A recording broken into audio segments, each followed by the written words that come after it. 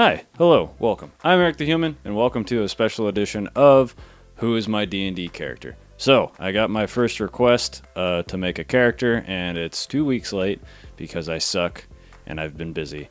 And huge shout outs to my mom being the first person who wanted a character made because she was watching my videos and thought they were cool.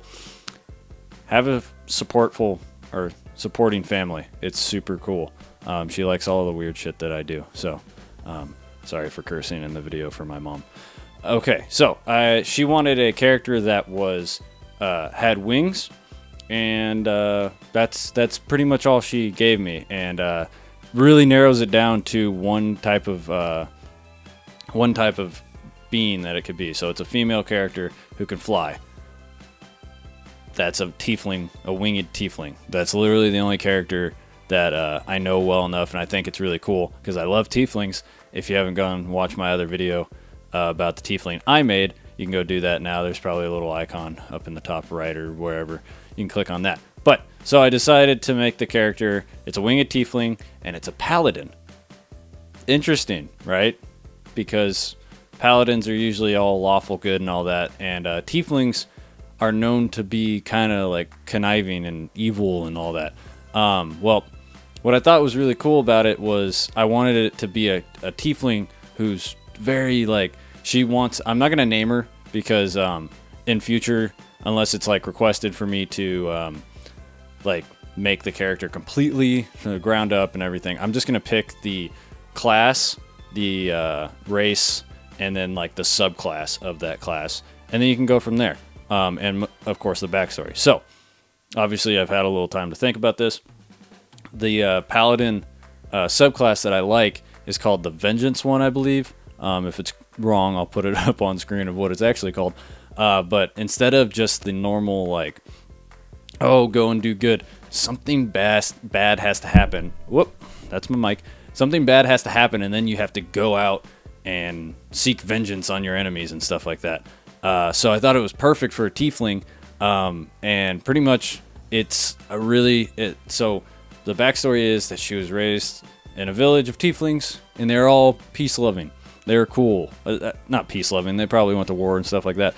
But instead of, being the conniving, somewhat evil, what people think of tieflings as like demons and stuff like that, because look at them. I mean, they look like demons. But these ones were cool. They kept to themselves and all that. But then a knighthood, or a knight ship came in there. Not a ship of knights, but like a gathering of knights came in there and slaughtered the whole village, leaving just her alive. And what happened was she still wanted to be good, even though she was angry, and she wanted to show everyone that tieflings aren't all bad. Because look at her village. Her village was cool. Her village was nice. And nobody did anything wrong in the village. And they got killed because of who they were. And kind of political undertones of what today is not I didn't mean to do that, but oh well. And so she sets out to become a knight and show them what knights truly are.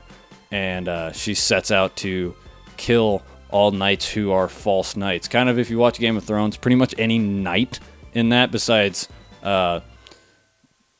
Sir, or not, I'm not gonna even say Sir, but the Hound, he's a true knight. Barristan Selmy was a true knight. Sir Arthur Dane, true knight, and lately Jaime Lannister. Those are true knights, and all these other false knights that are just given knighthood because of their kings and queens.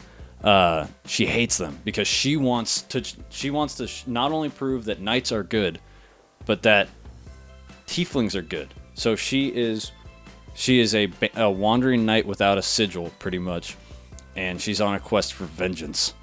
And oh god, it sounds really cool.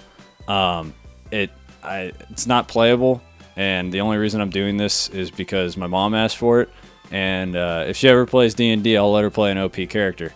Because winged anything is just ridiculously OP. And then you put that with a paladin who can just dominate the battlefield, like on the ground, and then now being able to fly around wherever you want. Any battle's pretty much done at that point. So her ultimate goal is obviously to become one of the greatest knights of all time, and to show that her kind tieflings, because this is not a tiefling that looks like my tiefling with little tiny horns and lives off in seclusion. This is a tiefling who looks straight up like a tiefling. And I didn't have enough time to draw it because, like I said, I've been busy, so I didn't draw it out. But I probably will in the future, and maybe do an update if I like really start to develop this character, because it sounds so cool now that I'm talking about it like to you guys. I'm super excited for that. So yeah, it's a really cool backstory. I'm really happy with it.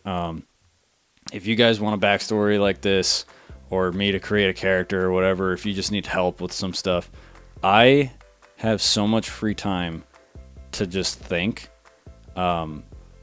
Like when I'm just, I can't do any homework, I can't do any videos, I'm just tired, I think a lot. So I have all this time to think about characters and all that, and I'm going to try to get the podcast going again in the future.